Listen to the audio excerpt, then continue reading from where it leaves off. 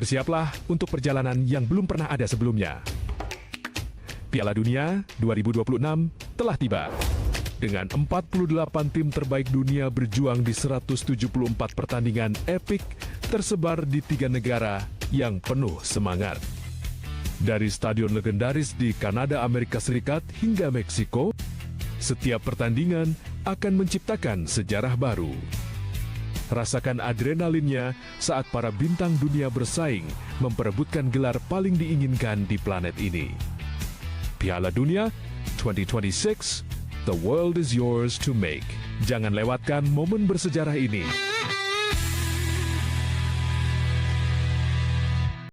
Di pagi yang sibuk ini, Budi sepertinya punya semua waktu di dunia.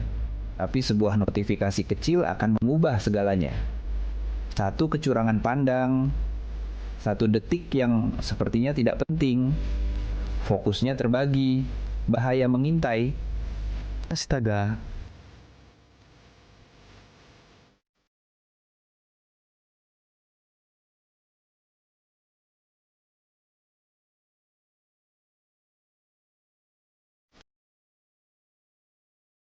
Satu detik kelalaian bisa merusak hidup.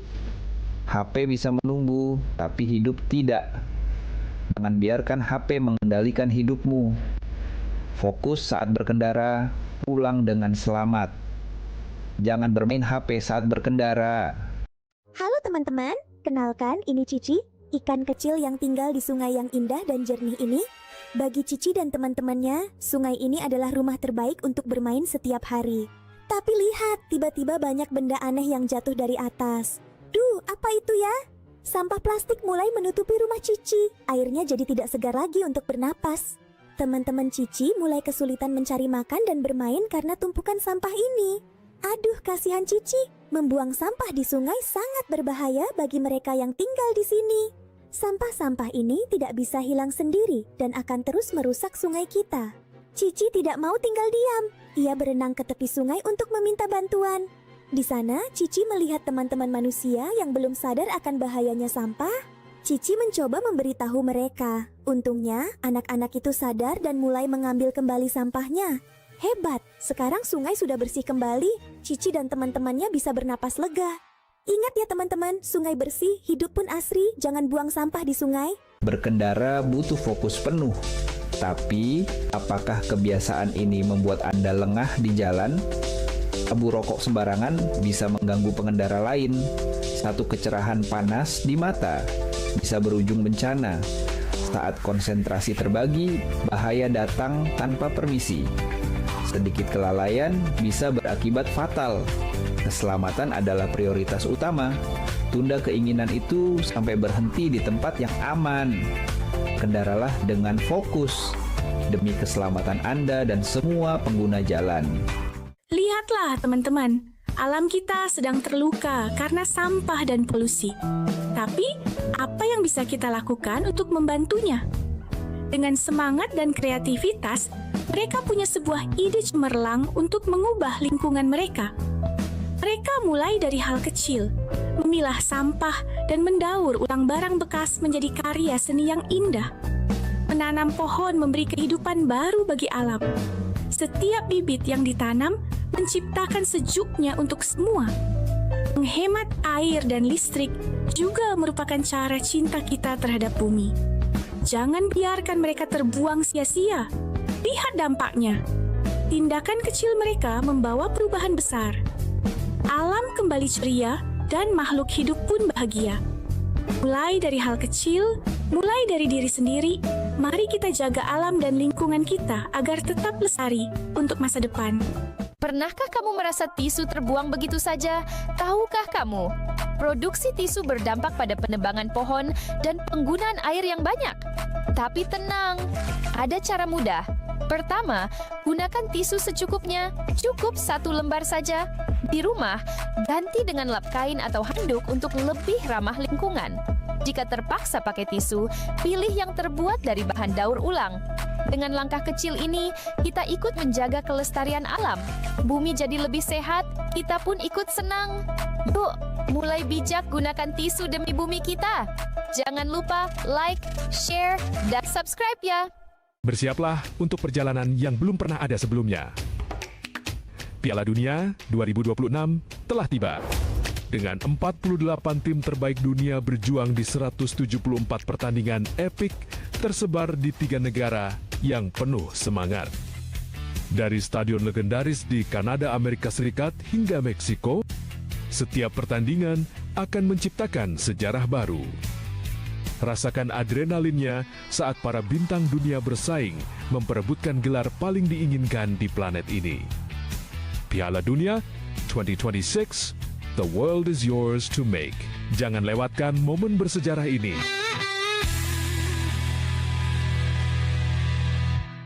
Di pagi yang sibuk ini, Budi sepertinya punya semua waktu di dunia. Tapi sebuah 105,4 FM Pro 2 Singaraja, teman terbaik kamu. Apa kabar teman Pro 2? Balik lagi di obrolan sepada bareng aku Ita Saputri. Semoga hari ini kamu aktivitasnya lancar ya.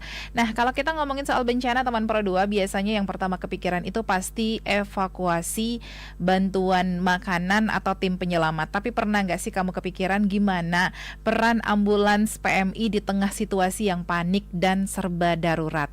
Karena ternyata ambulans PMI itu bukan cuman soal ngantar pasien aja ya. Di balik sirine yang kita dengar di jalan ada banyak cerita tentang perjuangan, kesiapsiagaan, sampai rasa kemanusiaan yang luar biasa. Mulai dari untuk membantu evakuasi korban, terus juga antar bantuan medis sampai standby di lokasi bencana dengan kondisi yang gak selalu mudah. Nah, pagi ini di obrolan sepada kita bakal ngobrol soal gimana sih dukungan ambulans PMI dalam situasi bencana. Dan pastinya aku gak sendiri karena aku sudah bersama kru dari ambulans PMI Kabupaten Buleleng. Ada Kak Suasana dan Kak Yohanes. Kita sapa, selamat pagi. Selamat pagi. Apa kabar hari ini? Luar biasa. Luar biasa. Dikasih kesehatan. Oke. Nah, kalau boleh tahu dulu nih, mungkin teman Pro 2 juga ada yang penasaran. Sejak kapan sih kalian berdua nih, Kak Yohanes dan Kak Suasana ini tergabung menjadi kru ambulans PMI, dan biasanya bertugasnya di bagian apa? Ya, mungkin dari saya dulu Mbak Ita ya. Boleh. Ya, kalau saya dulu kalau mulai bergabung itu dari 2018. Ya, tapi sebelum saya menjadi kru tuh menjadi asisten dulu. Ya, jadi asisten, terus harus mengikuti tahapan dari pelatihan dan juga pengalaman kita saat pelayanan. Nah, setelah itu kita dievaluasi, kalau sudah layak untuk mengikuti pelatihan baru bisa naik dan jadi kru. Oke. Ya, kalau dari saya sendiri itu paling awal sekali bergabung atau ikut dalam penugasan ambulans itu di tahun 2013. Jadi dari 2013 setelah 2 tahun saya masuk jadi relawan. Itu berbeda dengan SWAS. Jadi dulu senior-seniornya ngajakinnya, ayo kita jalan-jalan, gitu. Tapi pakai sepatu. Kemana jalan-jalannya? Udah ikut. Jadi kru ambulan. Oke, Gitu. udah lumayan lama juga ya, Iya. 2013, 2018. Kenapa sih kok tertarik terjun jadi kru ambulans PMI? Iya, kalau dari saya sendiri mungkin karena pengalaman pribadi ya. Itu karena melihat dulu waktu tahun 2001 itu ketika saya melihat almarhum bapak saya sendiri dibawa menggunakan ambulan dari Jawa ke rumah di Singaraja. Kayaknya tugas yang sangat amat mulia gitu. Jadi dari kecil itu sempat kepikiran untuk gimana sih caranya bergabung. Akhirnya 2011 saya di kuliah di Undiksa, gabung di PMI, akhirnya udah terjun langsung. Oke, Ya. kalau Kak Suasana, apa nih yang menjadi motivasinya tertarik untuk menjadi kru ambulans? Ya, kalau saya sih berawal dari cerita dulu sih, ya, mendengar cerita. Ya, tapi yang saya lebih menarik untuk lebih tahu tempat. Oke. Ya, jadi kalau pelayanan ambulan kan, oh nanti ini pelayanan di desa A. Nah, awalnya tidak tahu, jadi tahu. Jalan juga lebih tahu. Ya, itu jadi ya ketertarikan juga sih. Ya selain kita, kalau orang bilang ya kita bisa menyelam sambil minum air, ya tahu tempat sambil menolong orang kayak gitu. Oke, banyak juga anak muda yang mungkin mikir kalau ambulan itu kan cuman untuk antar pasien, padahal kenyataannya lebih kompleks. Sebenarnya apa aja sih tugas kru ambulans pada saat ada bencana? Ngapain aja nih? Ya, kalau di kru ambulan, kalau di bencana kita ambil contoh yang di Banjar dulu karena yang terakhir kan kejadiannya di Banjar. Ya memang di situasi itu kita tetap juga siaga walaupun korban ada cuma belum ditemukan, kita tetap siaga. Dan juga bukan hanya untuk korban tapi untuk tim. Di sana kan ada gabungan, ada BPBD, Basarnas, ada TNI Polri, ada masyarakat juga. Nah kita juga siaga untuk kesehatan mereka, ya mungkin cek kesehatan dasarnya. Kalau mereka butuh vitamin kita siapkan juga, ya sambil melakukan pencarian waktu itu. Oke. Ada yang mau ditambahkan Kak? Tambahan sih ya, kalau misalkan di tempat bencana juga selain kita memang untuk mensiagakan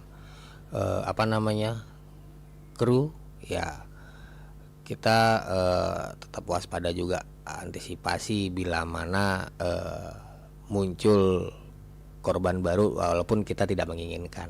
Seperti itu. Oke, kalau ada info bencana nih, apa aja yang biasanya langsung disiapkan sama tim ambulans sebelum berangkat? Ya jelas kalau sebelum berangkat kita mesti tahu dulu di lokasi bencana tersebut apakah yang terutama sekali adalah akses. Apakah akses kita bisa lalui ke sana menggunakan unit armada kita? Lalu apakah memang ada korban jiwa atau yang mengancam nyawa, dan itu ada berapa jumlahnya dan kondisinya bagaimana? Seperti itu. Itu langkah awal sebelum kita mempersiapkan apa yang perlu kita bawa nantinya ke lokasi. Oke, biasanya kan kalau situasi bencana itu kadang bikin orang pada panik. Betul. Nah, kalau dari kru ambulans sendiri gimana caranya untuk tetap tenang, fokus di lapangan? Ya, kalau terkait itu kan kesiapan tim ya. Jadi sebelum kita ke lokasi, kita tanya dulu timnya, apakah tim siap di sana. Nanti kalau sudah siap, apa sih yang harus kita lakukan dan apa sih peran dari masing-masing tim. Ya, di perjalanan juga kita harus sesuai dengan alur lalu lintas. Dan asal, oh Pak, minta tolong di sini ada bencana, ambulans segera ke sana. Tapi kita mengambil haluan dan sebagainya, kita tetap mengikuti itu juga supaya tim kita tidak panik, masyarakat juga tidak ikut. Jadi nanti udah ada bencana di perjalanan juga kita nambah bencana. Gitu. Iya benar ya. Ini kan tadi udah dibilang kalau gabung menjadi kru ambulannya sudah lama-lama nih, 2013-2018. Pasti ada cerita dong sampai sekarang yang mungkin masih diinget banget. Boleh di-share kah pengalaman yang paling membekas selama menjadi kru ambulans? Ada deg-degannya kah atau gimana, suka dukanya? Ya, kalau saya sih mungkin lebih baru dari Kakak Ju. Ya, kalau proses saya jadi kru, jadi asisten, belajar jadi driver, kode etik berkendara. Ya, dan sebenarnya saya jadi kru itu baru kemarin 2 tahun yang lalu. Itu baru bisa mengikuti pelatihan kru ambulan. Nah, di sana baru masuk kru, tapi saya udah bisa jadi driver dari tahun 2019. Ya, jadi kalau pengalaman di kebencanaan mungkin sedikit, tapi kalau peran kita di ambulan ya banyak. Ya, jadi ambil kecelakaan, ada penemuan, ada bule yang meninggal, ibu melahirkan. Ya, itu mungkin secara tidak sengaja kita bisa lalui. Ya. Kalau dari Kak Yohanes sendiri? Ya, kalau saya sendiri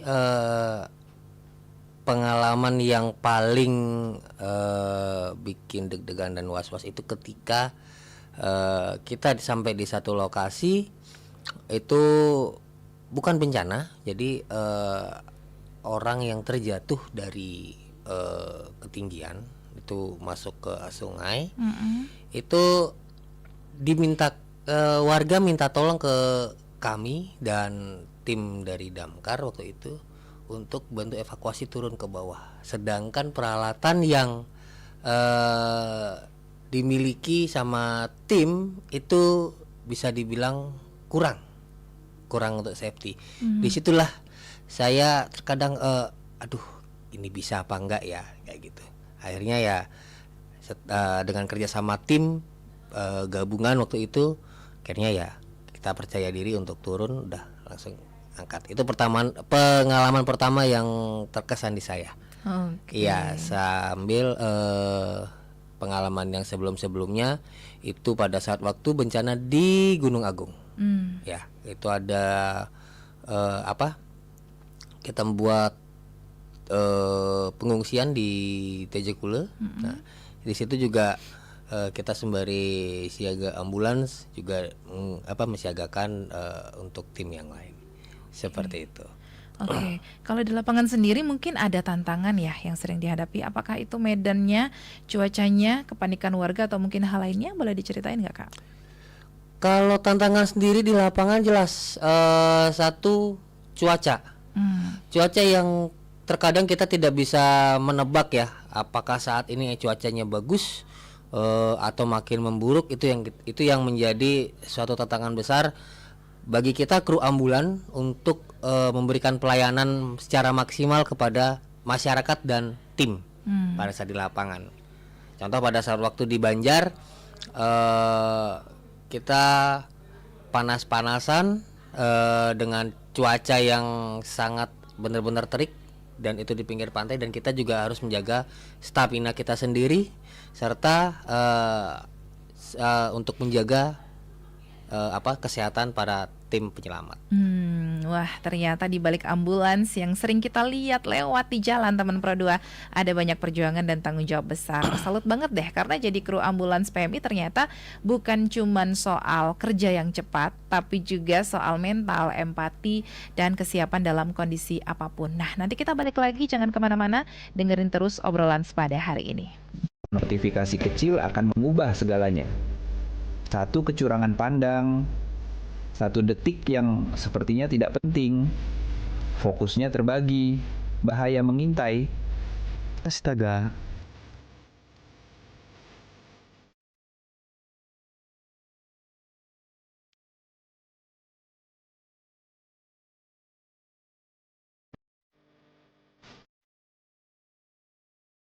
Satu detik kelalaian bisa merusak hidup.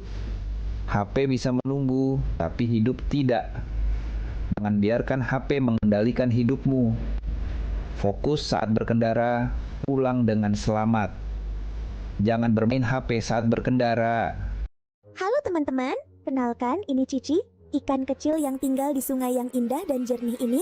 Bagi Cici dan teman-temannya, sungai ini adalah rumah terbaik untuk bermain setiap hari. Tapi lihat, tiba-tiba banyak benda aneh yang jatuh dari atas. Duh, apa itu ya? Sampah plastik mulai menutupi rumah Cici. Airnya jadi tidak segar lagi untuk bernapas. Teman-teman Cici mulai kesulitan mencari makan dan bermain karena tumpukan sampah ini. Aduh, kasihan Cici. Membuang sampah di sungai sangat berbahaya bagi mereka yang tinggal di sini. Sampah-sampah ini tidak bisa hilang sendiri dan akan terus merusak sungai kita. Cici tidak mau tinggal diam. Ia berenang ke tepi sungai untuk meminta bantuan. Di sana, Cici melihat teman-teman manusia yang belum sadar akan bahayanya sampah. Cici mencoba memberitahu mereka. Untungnya, anak-anak itu sadar dan mulai mengambil kembali sampahnya. Hebat, sekarang sungai sudah bersih kembali. Cici dan teman-temannya bisa bernapas lega. Ingat ya teman-teman, sungai bersih, hidup pun asri, jangan buang sampah di sungai. Berkendara butuh fokus penuh. Tapi, apakah kebiasaan ini membuat Anda lengah di jalan? Abu rokok sembarangan bisa mengganggu pengendara lain. Satu kecerahan panas di mata bisa berujung bencana. Saat konsentrasi terbagi, bahaya datang tanpa permisi. Sedikit kelalaian bisa berakibat fatal. Keselamatan adalah prioritas utama. Tunda keinginan itu sampai berhenti di tempat yang aman. Kendaralah dengan fokus. demi keselamatan Anda dan semua pengguna jalan. Lihatlah teman-teman, alam kita sedang terluka karena sampah dan polusi. Tapi, apa yang bisa kita lakukan untuk membantunya? Dengan semangat dan kreativitas, mereka punya sebuah ide cemerlang untuk mengubah lingkungan mereka. Mereka mulai dari hal kecil, memilah sampah dan mendaur ulang barang bekas menjadi karya seni yang indah. Menanam pohon memberi kehidupan baru bagi alam. Setiap bibit yang ditanam menciptakan sejuknya untuk semua. Menghemat air dan listrik juga merupakan cara cinta kita terhadap bumi. Jangan biarkan mereka terbuang sia-sia. Terima kasih teman Pro 2, kamu masih mendengarkan obrolan sepada, masih bareng aku Ita Saputri, bareng Kak Yohanes dan juga Kak Suasana juga ya. Kita masih ngobrolin soal dukungan ambulans PMI dalam bencana, dan tadi kita sudah ngobrol soal tugas, tantangan mereka di lapangan. Nah, kalau waktu di lokasi bencana itu kan semuanya harus cepat nih Kak Yohanes dan juga Kak Suasana. Jadi seberapa penting kerjasama tim dalam operasional ambulans PMI? Ya, jadi kalau di bencana seberapa penting, jadi kan kita di kru kan ada nanti center commandernya, jadi komandonya, jadi informasi masuk seperti apa, lokasinya, kita harus ngapain, korbannya itu dalam keadaan seperti apa. Ya, jadi kru ambulans sudah sampai di apa lokasi posko. Kalau di bencana itu ada posko, nanti dari posko kita ada briefing lagi. Sebelum berangkat kita briefing, sampai di posko briefing, ada kejadian kita briefing lagi sebentar, baru gini berangkat ke lokasi, supaya nanti si Johannes, kamu kalau pasiennya patah tulang, kamu harus pegang ininya. Nanti yang drivernya silahkan mobilnya itu harus menghadap ke keluar atau ke lebih cepat untuk akses ke rumah sakitnya, seperti itu. Oke, seperti itu ya. Nah, biasanya kalau di ambulans itu perlengkapan penting apa aja sih yang memang wajib selalu ada, selalu siap saat turun ke lapangan? Ya, kalau di ambulans sih sebenarnya banyak. Kalau kita cari yang terbaik itu istilahnya UGD berjalan. Tapi kalau kita di Buleleng itu belum sampai ke sana. Paling yang sangat rentan itu ada tas pertolongan pertama, ada untuk perlengkapan patah tulang kita ada juga, oksigen juga kita ada. Oke, menurut Kak Yohanes dan juga Kak Suasana, sekarang kepedulian anak muda terhadap aksi kemanusiaan kira-kira udah cukup tinggi belum? Aksi kemanusiaan dalam hal apa nih? Tentang kebencanaan ya. Oke, kalau menurut saya ya, diambil dari kebencanaan yang musibah kemarin di Banjar, itu antusias dan kepedulian masyarakat atau warga itu sudah mulai tampak dan mulai meningkat. Jadi peduli akan sesama, peduli akan diri sendiri. Jadi kita tim jadi enak untuk membagi tugas. Jadi ada yang di sektor ini, ada yang di sektor ini, ada yang membagi seperti, dan ikut terjun juga untuk membantu mencari, seperti itu. Oke, nah untuk anak muda mungkin teman Pro 2 yang hari ini lagi dengerin atau mungkin lagi nonton di live YouTube kita, terus tertarik pengen ikut kegiatan kemanusiaan atau pengen gabung ke PMI, biasanya bisa mulai dari mana? Oke, kalau teman-teman Pro 2 mungkin yang saat ini masih duduk di bangku kuliah ya, itu bisa untuk bergabung di kami. Itu di tiap-tiap perguruan tinggi, tiap-tiap universitas itu sudah ada unit-unit kegiatan mahasiswa KSR PMI. Jadi teman-teman bisa mendaftarkan diri di sana dan mengikuti prosedur yang ada. Jadi setelah daftar itu pasti ada tahapan-tahapan berikutnya. Dan kalau misalkan teman-teman Pro 2 itu usianya sudah lepas dari mahasiswa, sudah tamat, lalu usianya di atas 35 tahun, itu bisa langsung mendaftarkan diri ke kami dengan memiliki skill dan keahlian tertentu, nanti akan masuk di tenaga sukarela, seperti itu. Oke, kita masuk ke pertanyaan teman Pro 2 yang sudah ada di WhatsApp di 0811399154. Ini ada yang mau bertanya. Halo Kak Yohanes dan Kak Suasana. Kalau ada ambulans lagi lewat pas kondisi macet, sebenarnya masyarakat harus gimana sih supaya nggak malah bikin terhambat? Ya, kalau situasi macet dan kondisinya memang darurat, ya kalau kita cari kan kita sudah memberitahukan melalui sirine. Nah, nanti di sirine itu adalah menandakan bahwa kita sedang menuju ke lokasi, apalagi kondisi macet, arahnya kita sama nih, ke arah, kita anggap ke arah barat, sama-sama ke barat, tapi kita menghidupkan sirine adalah meminta izin agar diberikan akses jalan. Ya mungkin kalau kondisi macet, ya mungkin teman-teman supir yang mendengar ataupun yang saat ini mendengar bisa disampaikan. Nanti kalau ada ambulan ada suara sirennya, mungkin agak ke pinggir sedikit, dibuka celah untuk ambulan yang lewat, seperti itu. Oke. Kita ke pertanyaan di live YouTube. Ini ada yang mau bertanya, supir ambulans harus punya sertifikat kompetensi khusus. Selain harus SIM A, apa mobil ambulans boleh dikendarai oleh siapapun? Secara sepihak ambulans sering dianggap ugal-ugalan, padahal tidak tidak ada pasien. Itu gimana? Ya, sebenarnya begini, kita di ambulan terlebih selain di selain di bencana ya, di keseharian itu kita di dalam ambulan berjalan dengan kecepatan yang sudah ditentukan, menghidupkan sirine, namun di belakang tidak ada pasien, ya kita sedang menuju lokasi kejadian atau kita menjemput pasien. Seperti itu. Jadi bukan kita ugal-ugalan untuk ngebut dan main sembarangan di jalan ya, tapi kita sedang berusaha untuk cepat menuju rumah pasien atau lokasi kejadian mungkin kecelakaan, itu untuk menyelamatkan nyawa. Karena seringkali ketika kita sudah menghidupkan sirine seperti Kak Suas tadi bilang, itu banyak masyarakat yang masih belum paham, belum peduli, malah tetap diam, stay di tempatnya, atau malah menoleh ke belakang. Seperti itu.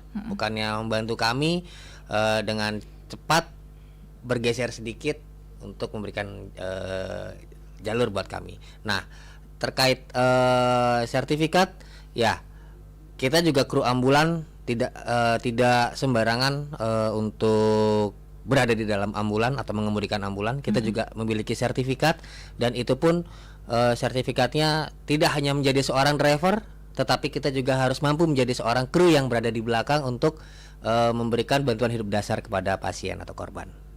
Oke, berarti nggak sembarangan nih untuk menjadi kru ambulans, teman Pro 2. Ada pelatihannya dulu untuk mendapatkan sertifikat seperti itu. Oke, nggak kerasa waktunya sudah sedikit lagi. Mungkin yang terakhir yang ingin Kak Suasana, Kak Yohanes sampaikan untuk teman Pro 2 hari ini, boleh silakan.